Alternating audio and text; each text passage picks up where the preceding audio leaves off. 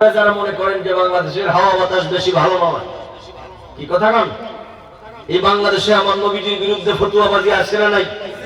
আসতে কবা কেন যুবক, আওয়াজ দাও। এই বাংলাদেশে নবীর মিলাদ কিয়ামের বিরুদ্ধে ফতোয়া আছে না নাই? এই বাংলাদেশে ইয়া নবী সালামু আলাইকা আর ইয়া রাসূলুল্লাহ বিরোধিতাকারী এক শ্রেণীর লোক আছে না নাই? ন্যূনতম তাযীবটুকু পর্যন্ত ওনারা করে না। আর মনে করেন যে নবীজির বিরুদ্ধে বললেই মনে হয় দেশের সকল জনগণ আমাদের পক্ষে চলে আসবে। বিষয়টা মোটেও এরকম নয়। নবীদের ইজ্জতের জিম্মাদার হচ্ছেন আমার আল্লাহ, আর আপনার আমার দায়িত্ব হলো নবীদেরকে ইজ্জত করা। আর ইজ্জত যদি দেন কি ফায়দা হবে শুনেন। আমি বুঝাতে চাচ্ছি তাজিমের ফায়দা থাকে। আমি আপনাদেরকে সরাসরি এই বিষয়ে আমার একটা সংগ্রহ আছে, আমি সরাসরি আপনাদেরকে নবীদের প্রতি তাজিম করলে পরে কি হবে, কি ফায়দা হবে, আমি আপনাদেরকে এই ব্যাপারে একটু শোনাচ্ছি। আমার ভাইয়া, হযরত মূসা নবীর সঙ্গে যখন ওই জাদুকরের দিন তারিখ ঠিক করা হলো, ঘোষণা দেওয়া হলো যে মূসা পয়গম্বরের সাথে বিরাট এক জাদুকরের কি হবে, জাদু যুদ্ধ হবে। মানে এক পক্ষ থাকবে জাদুকর, আর এক পক্ষ থাকবে মূসা নবী। এবার উভয় পক্ষ একত্রিত হলো। অনেক লম্বা কথা, আমাকে অনেক কথা সামনে বলতে হবে, এই জন্য খুব টাইটলি বলতেছি। উভয় পক্ষ একত্রিত করা হলো। অনেক মানুষ আজকে মূসা পয়গম্বরের সাথে জাদুকরের বিরাট এক প্রতিযোগিতা হবে। বিষয়টা কত আশ্চর্যের না ভাই? এটা কথা বল না, আশ্চর্যের না?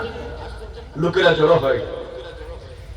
এবার দেখেন আমার বন্ধুরা, হযরতে মূসা আলাইহিস সালামকে যখন জাদুকরের সামনে যখন হযরতে মূসা নবী বসলেন, ও করিমপুরের জনগণ, দৌলতপুরের জনগণ শোনেন, হযরতে মূসা নবী বসার সঙ্গে সঙ্গে জাদুকর এবার তারে ঘোষণা করলো। সে তার ভাষায় কি বলতেছে? আল্লাহ পাক বলেন, এই জাদুকরের কথাটা আমার কাছে এত ভালো লেগেছে, আমি আল্লাহ পাক মহাগ্রন্থ আল কোরআনুল কারীমের মধ্যে আমি সেটাকে কোট করে দিলাম। এই জাদুকর বলতেছে, কই শোনেন, ইম্মা আন তুলকিয়া ওয়া ইম্মা আন নাকুনা নাহনুল মুলকিন। জাদুকর যখন মূসা নবীর সামনে বসলো, খুব ইম্পর্টেন্ট কথা, ভালো করে শোনেন। তো জাদুকর বসার পরে মূসা নবী আলাইহিস সালামকে বলতেছে, কয় নবী মূসা, আমার আপনার মধ্যে প্রতিদ্বন্দ্বিতা হবে, অতএব লাঠিটা কি আপনি প্রথম রাখবেন না আমি রাখবো? কথা বুঝেন কি বলছেন? লাঠিটা কি আপনি প্রথম রাখবেন না আমরা রাখবো? এটা কোরআনের আয়াত। আল্লাহ পাক বলেন, ওই জাদুকর বলল, ইম্মা আন তুলকিয়া ওয়া ইম্মা আন নাকুনা নাহনুল মুলকিন। সূরা আরাফের মধ্যে আয়াত এসেছে। জাদুকর বলতেছে, কই লাঠিটা কি আপনি রাখবেন না আমি রাখবো? এই যে এতটুকুন কথা, ও দৌলতপুরের জনগণ, আর বেশি কিছু নয়। আমি যে বলছিলাম নবীদেরকে সম্মান করলে পরে আল্লাহ ঈমানের দৌলত দেন, নবীদেরকে সম্মান করলে পরে আল্লাহ পাক তিনি জান্নাতের গ্যারান্টি দিয়েছেন, জাহান্নামকে হারাম করে দিবেন। ও দৌলতপুরের জনগণ শোনেন, ওই যে জাদুকর বেটা মূসা নবীকে আর কিছু বলে নাই, শুধুমাত্র বলেছে, হুজুর আপনার লাঠিটা আপনি আগে রাখবেন নাকি আমি আগে রাখবো? আপনারা বলেন, এই কথার মধ্যে একটু হলো আদব আছে না নাই? কথা কোন আছে না নাই? মনে করেন আপনার সাথে একজন লোক গেছে, মুরব্বী, গিয়ে বলেন, ভাইজান আপনি বসে রাখেন। আসলে কিন্তু আমরা দুইজন মনে করেন সে ফর এক্সাম্পল বিরোধী পক্ষ, কিন্তু কোথাও যখন গেলাম আমরা কি বললাম যে ভাইজান আপনি বসেন, তো নিশ্চয় আমি কি ওনার সাথে আদব রক্ষা করে খাইতে বসছি আমরা ৫-৭ জন, সকলেই মনে করতেছে হুজুর আপনি আগে শুরু করেন বা আপনি আগে নেন। কথা বুঝতেছেন আমার? তো বলেন তো এর ভিতরে একটু হলো আদব আছে না নাই? অদৌলতপুরের জনগণ ভালো করে শোনেন, আমরা যারা আল্লাহর হাবিবকে ভালোবাসি, আমরা যারা আমার দয়াল নবীকে ভালোবাসি, আমরা যারা আল্লাহর হাবিবের শানে মিলাদ কিয়াম আদায় করি, কি জন্য করি?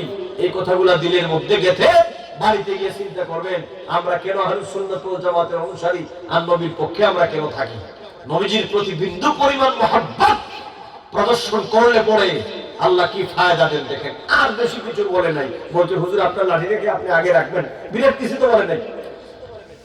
আল্লাহ পাক বলেন, আমার কুদরত তো ভালো জানেন। ওই যে জাদুকর আমার মূসার প্রতি এই কথাটুকুন বলেছে, হুজুর আপনার লাঠিটা আপনি আগে রাখবেন কিনা? আল্লাহ পাক বলেন, আমার কুদরত থেকে আমি দেখতে পেলাম জাদুকর আমার মূসার প্রতি খানিকটুকুন সম্মান প্রদর্শন করেছে। এবার আল্লাহ পাক জাল্লা শানুহু আম্মা নাফালহু কি বলেছেন তাফসীরে খাজিন তাফসীরে জুমালের মধ্যে এসেছে আল্লাহ পাক এবার ফেরেশতাদেরকে ঘোষণা দিলেন, ফেরেশতারা রে, ওই যে বেটা জাদুঘর আমার নবী মুসার সাথে ভালো আচরণ করেছে। রে আমার ফেরেশতারা, আমি আল্লাহর বড় ভালো লেগেছে আমার পয়গম্বর মুসার প্রতি বিন্দু পরিমাণ সম্মান প্রদর্শন করার কারণে। তাফসীরে জুমাল খাজিনের মধ্যে এসেছে আল্লাহ পাক তিনি বলেন, قد جازاهم الله على هذا الادب حيث من عليهم بالايمان। আল্লাহ পাক তিনি ফেরেশতাদেরকে বললেন, ফেরেশতারা আমার নবী মুসাকে তাজিম করার বিষয়টা আমি আল্লাহ পাকের কুদরতে বড় ভালো লেগেছে, অতএব আমার বন্ধুকে আমার মুসাকে আমার কালিমকে সামান্য পরিমাণ সম্মান করার কারণে আমি আল্লাহ তার একটা পুরস্কার দিতে চাই। কি পুরস্কার? আল্লাহ বলেন আমি তার ঈমানের দৌলত দান করে দিতে চাই। আল্লাহু আকবার বলেন, আল্লাহু আকবার। আল্লাহ পাক তার ঈমানের দৌলত দান করে দিলেন। লোকটা শেষ পর্যন্ত মুসা নবীর উপর ঈমান এনেছে। বলেন এটা কার দান? ঈমান ওরা কার দান? আরে ভাই আমরা যারা ঈমানদার নবীর পক্ষে কথা বলি এটা এমনি এমনি নয়, এটা নিশ্চয়ই আল্লাহ পাকের একটা ফয়সালা আছে। আপনারা যারা নবীর পক্ষে কথা শুনতে এসেছেন হাজার মানুষের ভিড় থেকে, আমি নেসার আহমদের কথা নয়, এই কথাটা দিলে গেঁথে রাখবেন। আল্লাহ পাক হাজার মানুষের ভিড় থেকে, লক্ষ মানুষের ভিড় থেকে এই প্রচন্ড ঠান্ডার মধ্যে আপনার আমার তকদীর নিশ্চয় ভালো বিদায়, এজন্য আল্লাহ তার হাবিবের প্রশংসার মাহফিল আমাদেরকে বসার সুযোগ করে দিয়েছেন। ডান হাত তুলে বলে ঠিক না? তাকবীর, আল্লাহু আকবার, আহলে সুন্নাত ওয়াল জামাত। চারটি খানি কথা নয়, অনেক বড় বিষয়। আল্লাহ পাক এতটুকু কাজে খুশি হওয়ার পর তার ভিতরে দৌলতে